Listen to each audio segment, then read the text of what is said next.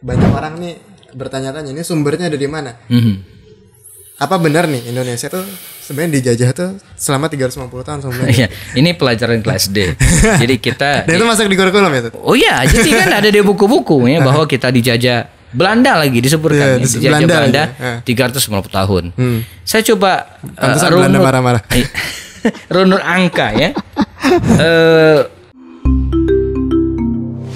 Kupas lewat obrolan santai. Bismillah, jumpa lagi di Close Kupas lewat obrolan santai bersama narasumber kita Ustadz Happy Andi Bastoni. Assalamualaikum Ustadz. Waalaikumsalam warahmatullahi wabarakatuh. Alhamdulillah, insyaallah sehat Ustadz ya. Alhamdulillah sehat. Alhamdulillah. Hari ini bertepatan dengan 17 Agustus Ustadz. Ya. Insyaallah 17 Agustus tahun 2022. Kalau teman-teman nonton 2023 setahun ya. Setahun. Oke, alhamdulillah.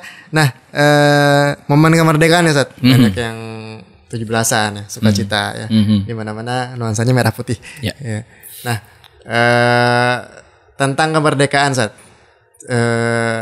Banyak yang akhirnya bertanya, apakah ada peran umat Islam dalam kemerdekaan dan seberapa besar kalau ada dalam kemerdekaan Indonesia? Iya. Bicara tentang kemerdekaan dan kemudian kalau kita lihat secara populasi ya, penduduk Indonesia yang mungkin hampir 90% Muslim, ya tidak bisa dipisahkan dengan peran umat Islam ya. Malah kalau kita tarik jauh ke belakang ya, perjuangan umat Islam sebelum kemerdekaan itu sudah sangat kelihatan ya. Jadi mereka lah yang berada di garda paling depan dalam menghadapi para penjajah, ya, baik Portugis, kemudian Belanda, dan kemudian Inggris mungkin sempat masuk, dan terakhir kemudian Jepang. Jadi nggak cuma Belanda yang menjajah kita bukan sebenarnya. hanya Belanda. Jadi yang ingin menjajah Indonesia itu ngantri. Ya. Ngantri ya. Jadi sampai mereka berantem sendiri ya, karena pengen jajah negara kita yang kaya raya ini. Ya.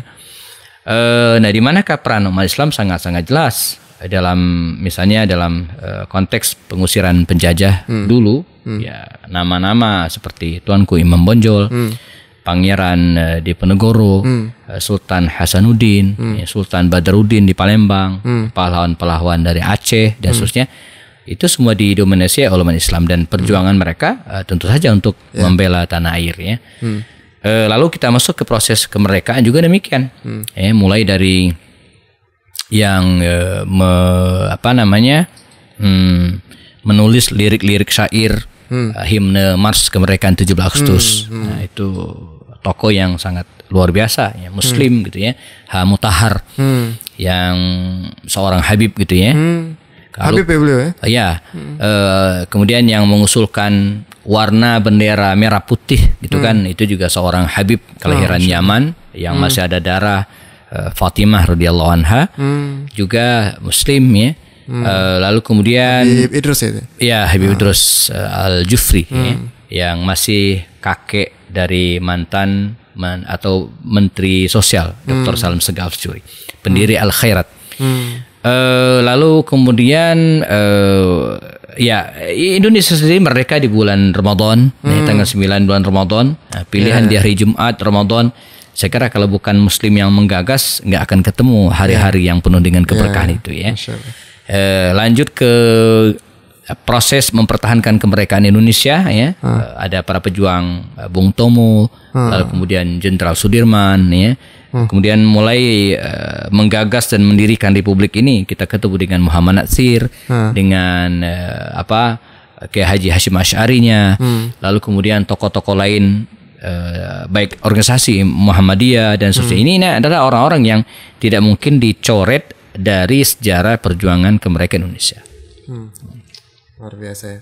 Jadi begitu besar sebenarnya peran umat Islam ya. Dan ini juga menimbulkan pertanyaan ya, Ustaz, tentang isu-isu yang sekarang banyak digelontorkan itu adalah sering dibenturkan antara nasionalisme dan juga rasa keislaman. Seolah-olah kayak gini, orang yang Islamnya kuat itu seolah-olah dia tidak nasionalis. Dan seolah-olah orang yang nasionalis itu juga bukan orang yang menjalankan syariat Islam. Nah, itu gimana, Ustaz? Betul, saya kira ini harus diluruskan bahwa cinta tanah air ya itu tidak terlarang dalam Islam. Walaupun hubul watan minal iman itu bukan hadis, tapi secara makna itu benar. Rasulullah sendiri menganjurkan untuk mencintai Madinah, berdoa Allahumma habib ilainal Madinah kama hababta ila Makkah. Tanamkan rasa cinta kami kepada Madinah sebagaimana engkau menanamkan rasa cinta kepada kota Makkah. Artinya mencintai tanah air, negeri, tempat di mana kita berada itu boleh dalam Islam, sah-sah saja.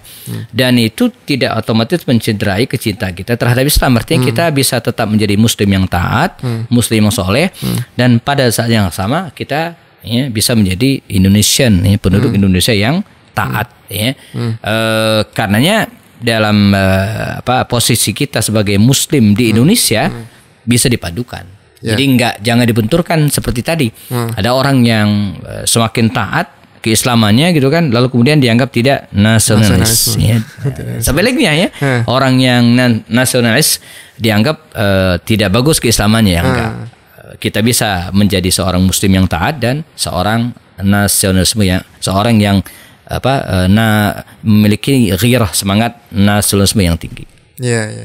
Sekalipun kan memang bagi umat Islam itu bahwa orang yang berbeda negara tapi satu akidah dia adalah saudara kan? Iya, itu tidak menghalangi kita untuk gini, kecintaan kita terhadap Indonesia itu tidak kemudian menghalangi kita untuk mencintai Palestina. Ya, betul. Jadi itu tidak berbenturan. Tidak berbenturan.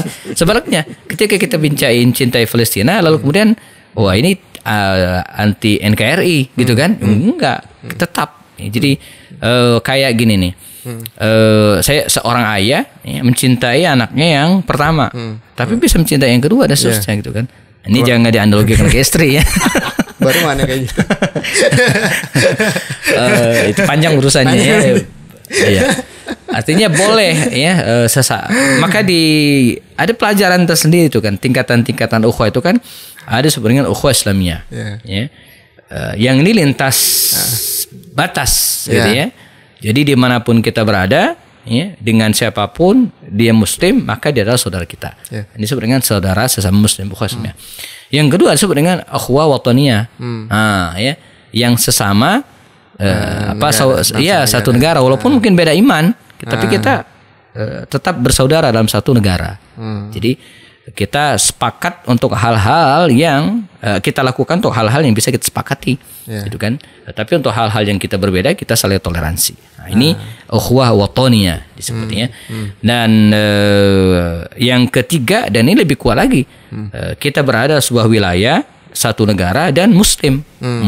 Jadi double tuh, ukhuwah Islamiyah, ukhuwah wataniyah lebih kuat gitu kan. Dan itu harus kita dahulukan. Iya. Dan sebenarnya justru rasa persaudaraan antar Muslim ini yang tadi lintas benua tadi, lintas negara, itu sebenarnya menguatkan kembali negara itu tersebut ya, Ustaz? Iya, dia bisa saling menguatkan. Makanya misalnya seperti Indonesia merdeka, itu kan tidak bisa berdiri sendiri. Dia harus dapat support, dukungan, legitimasi, diakui. Itu butuh pengakuan dari negara-negara lain. Misalnya Palestina termasuk negara yang pertama kali mengakui kedaulatan NKRI gitu kan. Nggak bisa berdiri sendiri, nggak bisa. Nah, dia harus tetap berkomunikasi, bisa jadi bekerja sama dengan pihak lain. Iya. Bahkan kayak negara-negara yang pertama kali mengakui kemerdekaan Indonesia itu kayak Palestina, terus Mesir ya. Ini kalau kita bayangin, kalau misalnya ya dalam kontestasi politik internasional itu biasanya kan tetap aja kan namanya politik ada timbal baliknya gitu kan. Sementara negara-negara ini kan mereka mengakui kemerdekaan Indonesia, apa timbal baliknya dulu? Mereka nggak ada kan? Nggak. Hanya sebatas rasa persaudaraan keimanan saja. Satu itu, yang kedua satu persaudaraan tentang konsep kemerdekaan, bahwa kita dijajah itu nggak enak, gitu kan? Dijajah itu nggak enak. Maka ketika ada yang merdeka, maka kita dukung. Dan ini timbal balik mestinya. Makanya kalau dulu Palestina, Mesir menjadi negara pertama yang mendukung kemerdekaan Indonesia, maka mestinya sekarang kita mendukung mereka gitu. Supaya bisa merdeka dan berdaulat sendiri juga. Berarti ini menjadi satu pertanyaan besar ya, kalau orang-orang yang mengaku nasionalis tapi dia tidak mendukung kemerdekaan Palestina. Enggak bahkan bisa. Kayak misalnya negara-negara lain, Mesir lagi bermasalah atau negara ingat dulu itu negara-negara itu yang dulu mendukung kita gitu kan. Tanpa mereka sulit. Sebab itu kan harus ada pengakuan dunia internasional. Nggak bisa kita saya merdeka kalau yang lain nggak ngakuin gimana? Betul. Ya nggak bisa. Betul. Jadi harus ada pengakuan secara politik dan legal bahwa kita merdeka, dan setelah itu dibawa ke PBB lalu kemudian betul-betul diakui. Ya. Bahkan kalau nggak salah ada salah satu orang Palestina yang menyumbangkan banyak hartanya saja. Iya betul, untuk perjuangan bukan perjuangannya, kalau bahasa hari ini transport lah gitu kan, ya, untuk keliling ke beberapa negara Timur Tengah, ya, lalu kemudian 7 atau 8 pengakuan negara ini dibawa ke PBB untuk dikodok dan kemudian diakui. Itu ada seorang pengusaha Palestina yang membiayai gitu kan. Jadi dan ini tidak lepas dari kecanggihan para founding father, orang tua kita dulu dalam melakukan negosiasi. Ini juga PR kita hari ini. Bagaimana mereka itu betul-betul kayak Muhammad Yamin, ya, kemudian ada Muhammad Natsir belakangan, ya, Haji Agus Salim. Haji Agus Salim ini kan orang-orang yang keliling gitu kan, mendatangi para tokoh dunia, ya, dan kemudian meminta dukungan ke mereka Indonesia. Iya, luar biasa. Benar. Itu baru kepikiran juga Mas. Jadi keliling itu kan ada biayanya. Ada biaya, ada transport. Dari mana gitu ya? Banyak lagi yang banyak harus kelilingin. Iya benar. Iya. Luar biasa, dan itu ada peran donatur ya. Saya lupa nama. Iya, ada. Iya. Teman-teman cari lah ya. Pengusaha Palestina itu yang apa? Yang biaya itu semua. Nah, ini berarti ini menjadi PR bagi kita ya. Maksudnya jangan terpengaruh sama suara-suara buzzer itu yang suka membenturkan antara nasionalisme dan rasa cintaan kita terhadap Islam. Gitu. Dan ada lagi satu pertanyaan yang mungkin banyak orang nih bertanya-tanya, ini sumbernya dari mana? Apa benar nih Indonesia tuh sebenarnya dijajah tuh selama 350 tahun sebelumnya? Iya, ini pelajaran kelas D. Jadi kita dan itu masuk di kurikulum ya? Oh iya, jadi kan ada di buku-buku ya bahwa kita dijajah Belanda lagi disebutkan, dijajah Belanda 350 tahun. Saya coba Belanda marah-marah. Runut angka ya. Paling dulu Belanda ke Indonesia sebelum VOC. VOC kan berdiri tahun 1602. Nah, lebih dulu lagi itu ada namanya pasukan Cornelis de Houtman ya. Ini nggak ada hubungannya dengan Paris ya. Houtman-nya ya. Yang lagi ramai. Cornelis de Houtman itu datang ke Indonesia ini sekitar tahun 1596. 1596. Nah, kalau 1596 supaya 350, maka kita merdekanya itu 1946. Sementara kita merdeka 1945. Ya. Jadi dari sini saja misalnya kalau kita menganggap kedatangan Cornelis de Houtman itu sebagai awal penjajahan di Indonesia, ya, lalu kemudian ditambah 350 tahun, maka ketemu angka 1946. Kita mereka 45, nggak nyampe, kurang setahun. Tapi Belanda sendiri kan dikalahkan oleh Jepang kan tahun 42. Iya. Ya, itu kurang dari itu. Berkurang, nggak nyampe. Itu kalau dipaksain gitu kan. Belum lagi kalau kita lihat secara fakta di lapangan bahwa waktu itu bukan penjajahan. Iya. Mereka kan datang untuk berbisnis sampai kemudian beri VOC khususnya. Karena di waktu beberapa tahun, puluh tahun berikutnya Indonesia itu masih merdeka, ya. Jawa misalnya, yang di alam hal diwakil oleh Pangeran Diponegoro ya. Itu kan Pangeran Diponegoro itu kan perang melawan Belanda itu ya ba'da Maghrib. Ya, 1825 sampai 1830. Ini supaya nggak ada gampang hafalnya. Ba'da Maghrib ya. Kan 1825 ya, sampai 1830. Itu perang Diponegoro itu. Sebentar banget ya. Ya 5 tahun. Bukan 5 menit. Bukan 5 menit. 1800. Nah, jadi 1830 dia baru bukan menyerah, ditangkap gitu kan, habis. Nah, jadi coba kita perlawanan Jawa gitu kan, ya, 1830 itu berhenti. Ya. Sementara kita merdeka 1945. 115 tahun cuma. Iya. Harusnya kalau dihitung dari situ ya. Iya, dari mana 350? Iya. Jangan tanya orang Aceh. Iya. Aceh itu ya baru bertekuk lutut dianggap kepada Belanda itu 1905. 1905. Jadi cuma 40 tahun. Iya. Kalau kita mereka 45. Ya. Ini yang dijajah 350 tahun Indonesia bagian mana? Iya, yang mana gitu, dari mana posisinya. Jadi jangan sampai gini juga. Jangan sampai kita terlalu apa ya? Dan saat itu bangga. belum ada Indonesia namanya. Iya, masih cuma ada wilayah masing-masing gitu. Berarti, kan. Secara itu Indonesia belum pernah dijajah. Belum pernah. Makanya fix penjajahan Belanda itu kan kalau boleh disebut tahun 19 masih Nusantara itu. Iya, mereka tahun 1947 gitu kan sampai 1950. Nah, itu kita berperang melawan Belanda. Jadi cuma 3 tahun. Kita dijajah Belanda itu cuma 3 tahun. Jadi kalau Indonesia dijajah Belanda itu cuma 3 tahun. Iya. Kalau sebelumnya bukan Indonesia. Dulu aja masuk Piala Dunia namanya Hindia Belanda. Hindia Belanda, iya. Pernah masuk Piala Dunia loh. Sebab begini, mengapa? Karena jangan sampai muncul rasa kebanggaan. Kita bangga dijajah Belanda. Ya. Sebab nanti akan melahirkan mental orang yang dijajah. Betul. Jadi mental orang yang dijajah itu kan dia posisinya ya lemah. Ketemu bule nunduk. Kita bukan berarti tidak menghormati orang lain, tapi ini bicara tentang mental gitu kan. Yang dijajah itu kan disuruh-suruh ya. Kemudian apa ya? Ya namanya orang dijajah. Jadi itu harus kita hindari gitu ya. Jadi Indonesia ini ya enggak selama itu juga dijajah. Benar. Dan ini juga kalimat itu juga menimbulkan mindset kayaknya kayaknya kita ketika dijajah tuh langsung diserang gitu. Padahal kan pola penjajahan itu kan nggak kayak gitu ya Sat ya. Kalau kita belajarin dari pola Indonesia aja ya. Ya. Walaupun waktu itu mungkin belum ada nama Indonesia. Tapi kan polanya kayak mereka awalnya datang dulu ya kan. Soan dulu kerja sama bisnis gitu kan. Terus lama-lama pengen menguasai. Dikuasain nih. Dari wilayah-wilayah kecil di pinggiran. Lama-lama meluas. Penguasanya disupport terus ditunduk lah pokoknya. Ya lama-lama ternyata meluas satu wilayah, satu negara. Dan kayaknya sekarang mungkin polanya udah hampir-hampir gitu ya. Ya kalau sekarang 100 tahun ke depan ya. Iya. Mudah-mudahan nggak seperti itu. Kan itu tentang pentingnya kemerdekaan. Ini kita bicara tentang kemerdekaan. Ini harus terus digaungkan bahwa merdeka itu artinya mandiri, merdeka itu artinya mampu berkreasi tanpa dikekang oleh orang lain gitu kan. Merdeka itu artinya bisa mengelola sumber daya alam kita dengan tangan kita sendiri gitu kan. Kemudian yang paling penting lagi ya merdeka itu artinya kita berkarya untuk negara kita gitu kan, bukan negara kita dikelola oleh orang lain.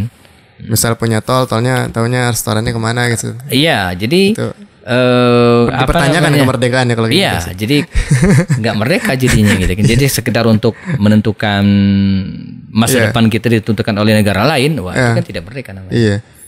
Kayak punya tol, punya mall yang bangun dari dananya mereka. Iya, yang punya mereka di wilayah kita, tapi yang punya mereka karyawannya mereka juga. Setoran duitnya kita yang bayar, masuknya ke mereka. Iya. Itu kan sudah kayak dijajah. Itu kayaknya bukan di Indonesia, di negara tetangga. Kita nggak boleh ngomongin negara sendiri. Kita ngomongin negara tetangga saja. Iya.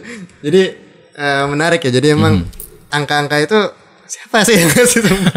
Berarti kita masuknya hoax ya harusnya. Iya. Kalau itu tidak benar kan nggak benar. Dari mana kita bisa? Masuk kurikulum lagi tuh. Iya dan makanya kalau saya jurusan saya di pendidikan, banyak hal yang harus kita benahi dalam pendidikan di Indonesia ini gitu kan. Termasuk tentang sejarah. Ya. Mungkin kita menganggap bahwa sejarah ini bukan, kalau kuliah itu MKDU gitu ya, bukan mata kuliah dasar umum. Ya. Nggak dianggap pinter orang yang pinter sejarah. Tapi kalau orang yang pinter matematika dan kimia, itu anak ini tuh. Itu mindset yang parah juga. Iya, parah, salah gitu ya. Jadi anak IPS tuh udah itu yang nggak pinter gitu ya. Yang pokoknya gagal masuk IPA tuh. Nah, udah itu. Berarti masuknya IPS tuh karena nggak pinter. Ya. Untung saya di sekolahan saya nggak ada IPS-nya ya. Nah, jadi maka dulu di masa pemerintahan Bani Umayyah sejarah itu dimasukkan dari kurikulum yang penting. Jadi harus belajar sejarah. Bahkan Tabi'in Ali Zainal Abidin mengatakan dulu bagaimana kami diajarkan Al-Quran, begitu kami diajarkan sejarah hidup Rasul terutama. Dia belajar mengenal sejarah itu akan membangkitkan semangat kita gitu kan, mengetahui fakta yang sebenarnya. Jadi semakin kita menguasai sejarah, maka kita akan bisa atau semangat juang kita akan semakin tinggi. Ya. Jadi ini harus banyak yang memang harus dibongkar ya. Fakta sejarah itu yang memang, dan kita juga memang datanya nggak punya Ustaz ya. Iya, begini. Itu dibawa semua yang sama Belanda ya. Iya, di Indonesia emang pertama minat yang mau membongkar sejarah ini memang belum banyak ya. Tapi yang paling penting lagi adalah keberanian membongkar lalu kemudian meluruskan fakta-fakta sejarah yang ada di Indonesia. Ya. Termasuk misalnya tentang kedatangan Islam ke Nusantara kapan, lamanya kita dijajah, motif ya. Dulu kalau kita belajar sejarah itu bikin takut. Mengapa? Karena isinya hanya tahun-tahun saja. Jadi capek menghafalnya angka-angkanya. Jadi kita nggak enjoy gitu ya, nggak enjoy belajar sejarah. Saya bersyukur banget waktu di SMA dulu guru sejarah kami, ibu-ibu ya. Itu saya baru ingat sekarang, metode mengajarnya itu seperti S1 seperti S2. Ya, jadi menarik. Jadi dia materi atau kurikulum sejarah itu ya dibagi. Ya, dibagi satu kelas, kalau nggak salah ada 6 atau 7 grup. Nah, setiap kali belajar itu presentasi. Jadi dia nggak dia nyimak aja gitu kan. Jadi yang presentasi kita. Nah, kalau ini saya pelajari belakangan, metode belajar paling efektif itu dengan cara mempresentasikan. Ada 4 urutan belajar. Pertama, belajar dengan cara mendengar. Guru ngajar, kita dengar doang. Itu dapatnya paling 25%. Apalagi kalau nyender. Wah, itu 10% nggak nyampe itu ya. Sisanya tidur tadi. Itu kalau belajar hanya mendengar saja. Ya. Yang kedua, belajar dengan cara mendengar dan melihat. Nah, itulah perlunya PowerPoint. Dulu ketika kami belajar dulu SD, SMP, SMA nggak ada PowerPoint. Jadi guru itu mencatat di papan tulis. Kita harus catat karena kalau papan tulis udah penuh itu dihapus. Kalau sekarang PowerPoint. Nggak usah nyatat, ntar bisa minta malah filenya. Kalau ini Zoom, di foto, di screenshot. Jadi padahal proses mencatat itu ilmu. Iya, jadi kita mencatat itu ilmu gitu kan. Betul. Pas mencatat kan masuk dalam otak ya. Dan itu yang ketiga. Jadi belajar itu dengan cara mendengar, melihat tulisannya, ada ilustrasinya, lalu kemudian mencatat ulang. Ya. Nah, satu lagi menyampaikan. Nah, kami ada tuh tadi. Jadi kami disuruh buat resume, mencatat, artinya setelah itu kami presentasi walaupun nggak ada PowerPoint kami. Nah, setelah itu kami ditanya oleh peserta lain, itu biasanya balas dendam. Ya. Jadi minggu lalu ya kita presentasi dicecar oleh kelompok 2. Begitu kelompok 2 maju, kita balas dendam, dicecar lagi gitu kan. Di situ belajarnya. Di situ kita bongkar-bongkar buku, buka halaman berapa ya. Jadi pertanyaan teman-teman itu kadang sangat-sangat kritis gitu ya. Jadi mengapa Belanda misalnya membuang Presiden Soekarno misalnya ke mana gitu, itu keluar semua pertanyaan-pertanyaan itu ya. Nah, guru ya melihat jalannya diskusi tersebut dan kemudian menambahkan. Jadi mestinya begitu belajar sejarah. Jadi tidak guru cerita aja, tiba-tiba selesai ujian, pertanyaannya kapan Pangeran Diponegoro dilahirkan? Capek deh. Nggak penting gitu ya. Nggak penting gitu. Iya, benar. Dan harusnya memang 17 Agustus itu jadi momentum kita memang buat flashback ya Ustaz. Iya. Bukan hanya ya nggak apa-apa sih, maksudnya kayak 17-an gitu, hibur-hiburan gitu, buat happy-happy gitu. Tapi harus ada esensi yang memang didapatkan ya. Betul. Supaya generasi-generasi kita, soalnya kan yang ikut 17-an itu kan memang generasi penerus kita sekarang, kan, anak-anak kita gitu kan, adik-adik kita. Itu yang memang mereka tuh harus, ini makna 17 Agustus ini ketika kita merdekatnya harus lebih dihayati lagi gitu. Nah, itu juga penting ya. Jadi bagaimana mengisi dan kemudian menghayati kemerdekaan ini. Jadi kita harus tahu bahwa kemerdekaan Republik Indonesia ini selain tentu saja atas berkat rahmat Allah, tidak bisa dilupakan dengan perjuangan founding father dan pendiri negara ini. Itu tidak bisa kita lupakan ya. Karenanya kita sebagai umat Islam, kita bicara tentang umat Islam, itu jangan jadi kenek atau pendorong mobil mogok. Kalau pendorong mobil mogok itu kan Jalan, begitu mobil jalan hidup jalan ditinggal kita aja. Kita udah dorong ya negara ini kemudian berdiri, kemudian kita tinggal enggak. Jadi kita harus yang mengisi, kita yang harus sebab ketika negara ini maju, maka pertama kali yang menikmati hasilnya adalah umat Islam. Karena kita mayoritas. Ya betul. Dan ketika umat Islam berperan dalam kemajuan ini, pun juga yang minoritas juga menikmati saatnya. Iya, jadi karena memang tidak ada yang dizolimi. Tidak ada. Jadi umat Islam ketika negara Indonesia ini maju misalnya, maka yang pertama kali menikmati adalah umat Islam tanpa menzalimi umat-umat yang lain. Iya, betul. Dan ini kan mungkin yang selama ini suka digabungkan itu adalah ini jangan sampai umat Islam ini gitu kan menguasai pemerintahan, kunci-kunci politik gitu, karena yang selalu digabungkan adalah seolah-olah yang minoritasnya akan terancam gitu. Padahal Islam sendiri sudah membuktikan ya di zaman Rasulullah bahwa keamanan orang-orang Yahudi, orang-orang Nasrani pada zaman itu terjamin. Dan gitu. bukan hanya di masa pemerintahan Rasulullah dan para sahabat, tapi pada dekade berikutnya ada Bani Umayyah, Abbasiyah dan Turki Utsmani, kemudian bahkan di Andalusia tidak ada catatan sama sekali bahwa saat umat Islam jaya, yang lain tertindas, nggak ada. Semua bisa menikmati sebagaimana biasanya. Iya. Justru malah kebanyakan yang terjadi adalah sebaliknya ya. Ketika yang lain ya seperti kita lihat di Palestina, ketika orang-orang Yahudi itu Zionis ya menguasai itu, wah luar biasa orang-orang Islam. Bahkan nggak cuma orang Islam ya, sesama mereka sendiri juga, yang sesama Yahudi juga yang tidak Zionis akhirnya banyak juga yang kena terzalimi gitu ya. Nah, Masya Allah, ini luar biasa saat pelajaran sejarah yang memang harus banyak diperbaiki. Ya, mungkin harus diusulkan juga ke beberapa panitia. Kalau sekarang telat mungkin ya. Jadi dalam peringatan 17 Agustus itu tidak melulu harus makan kerupuk, lomba makan kerupuk, atau lomba apa lagi biasanya? Tarik tambang ya. Tarik tambang, panjat pinang. Iya, ada cerdas cermatnya. Itu kan ada ilmunya, mendidik gitu ya. Atau misalnya seminarnya gitu kan. Sehingga anak-anak tuh tercerahkan. Jadi pulangnya ya nggak hanya bawa kerupuk gitu ya. Iya. Tapi ada ilmu. Atau mungkin kalau kayak di Eropa tuh kan biasanya mereka suka bikin teatrikal ya, Sat? Ya, teatrikal. Supaya Drama supaya mengulang kembali cerita yang udah ada. Betul. Gitu. Dan akhirnya generasi penerusnya dia tahu. Merasakan gitu. Gini ya ternyata rasanya zaman dulu gitu. Betul. Gitu. Wah, keren juga nih. Semoga nanti dari ada yang mendengar tayangan YouTube ini bisa bikin kayak gitu ya, di tahun depan mungkin. Atau mungkin juga masih bulan ini. Ya kan. Langsung bikin. Kan tanggal 17 nggak mesti dikeramatkan. Kita ketemu setelah tanggal 17 nanti ada hari Sabtu Ahad, bisa di-create. Betul. Jadi napak tilas kemerdekaan Indonesia.